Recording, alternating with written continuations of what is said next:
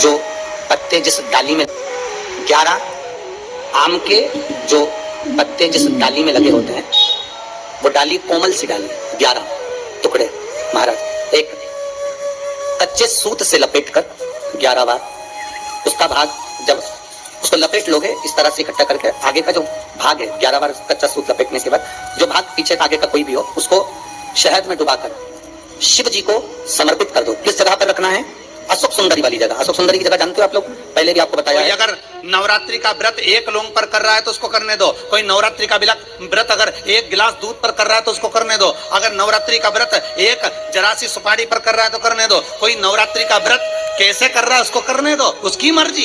तुम्हारे घर में जैसा व्रत होता है, तुम्हारे घर में जैसा नियम होता है, तुम वैसा करो। किसी को देखा देखी कर उसने 16 सोमवार का व्रत करा, उसने संकट सोमवार का व्रत करा, उसने चतुर्थी का व्रत करा तो मैं भी ऐसा करूंगी, उसने ऐसा करा तो मैं भी ऐसा करूंगी। नहीं नहीं नहीं, नहीं। जिनके घर में ज्यादा रोग हो, बीमारी हो, ज्यादा तकलीफें आ रही हो, कष्ट बढ़ रहा हो, बीमारियां बढ़ रही हो, या भय लग रहा हो, डर लग रहा हो, हृदय चित्त में कहीं ना कहीं आपको भय का भान हो रहा हो, तो एक लोटा पानी एक कलश में जल भर कर रख लीजिए और रात भर उसको रखे रहने दो। नवरात्रि चल रहा है, उस कलश को रात भर रखकर सुबह सुबह उस कलश में एक बेलपत्र डालकर उस जल को नीम के पेड़ के नीचे, जहां चैत्री नवरात्रि में नीम के पेड़ के नीचे सारी विद्याएं, आदि शक्तियां, सारी देवी उस नीम के पेड़ के नीचे विराजमान रहती हैं। उस कलश में एक बेलपत्र डालकर रात भर रखकर उस जल को पूरे घर में घुमाकर उस नीम के पेड़ के नीचे समर्पित कर दीजिए महाराज। घर में भय लगना बंद हो जाएगा, कोई बड़ी बीमारी आपको घेरेगी नहीं और उस बीमारी से, उस रोग से आप मुक्त रहेंगे। उस बीमारी से, उस रोग से आप मुक्त पाएंगे, वो बीमारी आपको घेर नहीं। कलश का मां जगत जननी की आराधना, जगदम्बा की उपासना। नवरात्रि में 9 दिन में से कोई एक दिन ऐसा ले लो जिस दिन कन्याओं का भोजन कराओ, साथ में उनको लाल चुनरी ओढ़ाओ या कोई लाल वस्त्र, लाल पूजन की सामग्री उनको दो, सुख मिलेगा। नवरात्रि में देवी जी की जो बाती लगाई जाती है वो लंबी लगाई जाती है। लंबी बाती का प्रमाण अलग होता है। लंबी बाती क्यों लगाई जाती है? भगवान के मंदिर में दीप में, देवियों की पूजन में, लक्ष्मी की वृद्धि के लिए। कौन से देवता क्या लंबी बत्ती लगती है और कौन से देवता क्या गोल बत्ती लगती है, उसका भी प्रमाण बना।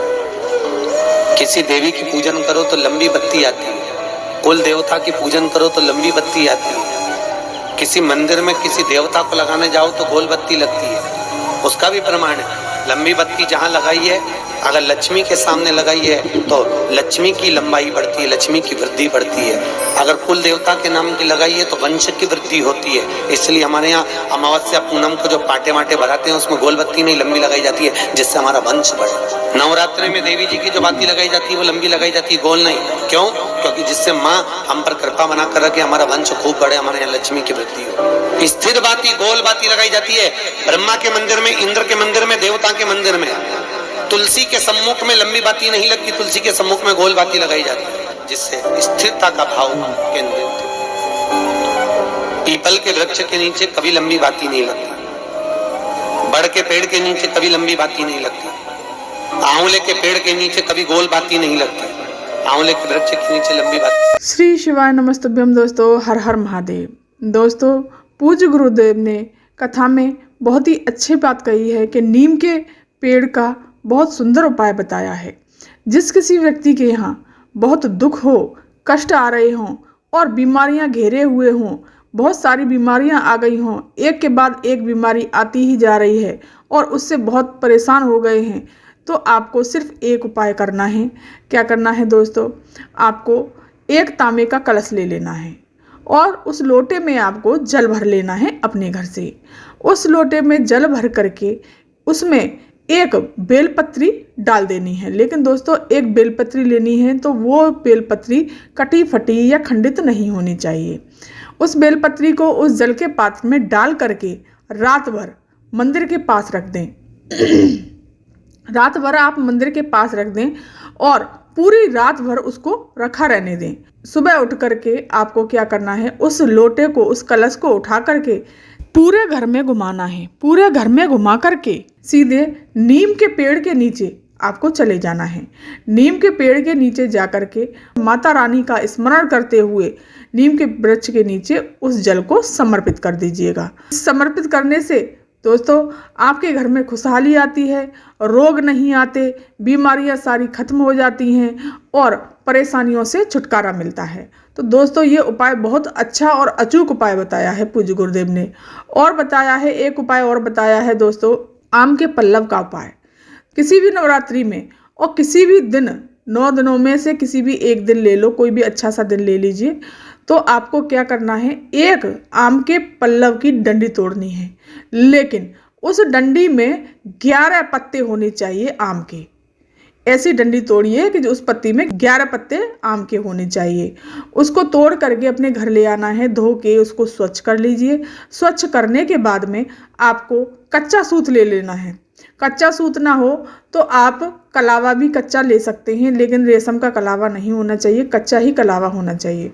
कच्चा सूत ले लीजिए, उससे सूत से उस डंडी को, उस पल्लव को 11 बार उस पर लपेट दीजिए, माता रानी का स्मरण करते हुए और श्री शिवाय नमस्तुभ्यम मंत्र का जाप करते हुए उसे लपेट करके सीधे, और 1 लोटा जल भरना है अपने घर से। वो लेकर के आपको पहुंच जाना है सीधे शिव जी के मंदिर में।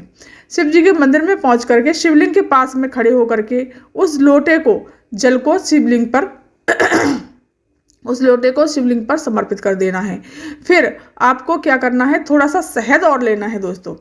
थोड़ा सा शहद एक कटोरी में लेकर के जाइए और वहाँ पर पहुँच करके आपको जो आम के पल्लव की जो डंडी है उसको, चाहे इधर से ले लो, उल्टी तरफ से ले लो, या इधर की तरफ से ले लो, एक तरफ से उस डंडी को, आम के पल्लव की डंडी को आपको शहद में भिगो लेना है।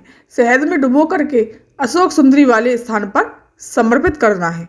श्री शिवाय नमस्तुभ्यम मंत्र का जाप करते हुए और माता रानी का स्मरण करते हुए, अशोक सुंदरी माता का स्मरण करते हुए नाम और गोत्र बोल करके उसको समर्पित कर देना है और अपनी मनोकामना बोलते हुए। और एक बात ध्यान रखना दोस्तों, आम के पल्लव की डंडी का मुख जिधर शहद लगाया है आपने, उसको शिवलिंग की तरफ मुख करके समर्पित करना है। शिवलिंग की तरफ उसका मुख होना चाहिए। तो दोस्तों बहुत अच्छा उपाय बताया है। इससे आपकी जो भी समस्या होगी, जो भी मनोकामना, विशेष मनोकामना होगी, वो जल्द से जल्द माता रानी पूरी करेंगी। तो इस उपाय को चूकिएगा नहीं, जरूर करिएगा। और अगर कोई बात समझ में ना आए तो आप कमेंट करके मुझे पूछ सकते हैं। माता रानी के सामने हमेशा लंबी बाती का प्रयोग ही किया जाता है, क्योंकि माता रानी धन, वैभव, यश देने वाली होती हैं। तो लंबी बाती का प्रयोग करते हैं तो इससे हमारे जीवन में बढ़ोतरी होती है, माता लक्ष्मी की भी हमारे जीवन में वृद्धि होती है। तो दोस्तों लंबी बाती का प्रयोग करें। शिव जी के सामने, भगवान विष्णु के सामने और माता तुलसी के सामने भी आपको गोल बाती लगानी है, लंबी बाती नहीं लगानी है। और पीपल के वृक्ष के सामने भी आपको गोल बाती लगानी है, लेकिन पितरों के निमित्त और माता रानी के निमित्त आपको लंबी बाती का प्रयोग करना है। तो दोस्तों ये थी जानकारी आज की। अगर ये वीडियो, ये जानकारी आपको पसंद आई हो तो चैनल को सब्सक्राइब कर दीजिए, वीडियो को लाइक कर दीजिए और कमेंट में श्री शिवाय नमस्तुभ्यम अवश्य लिखिएगा। धन्यवाद।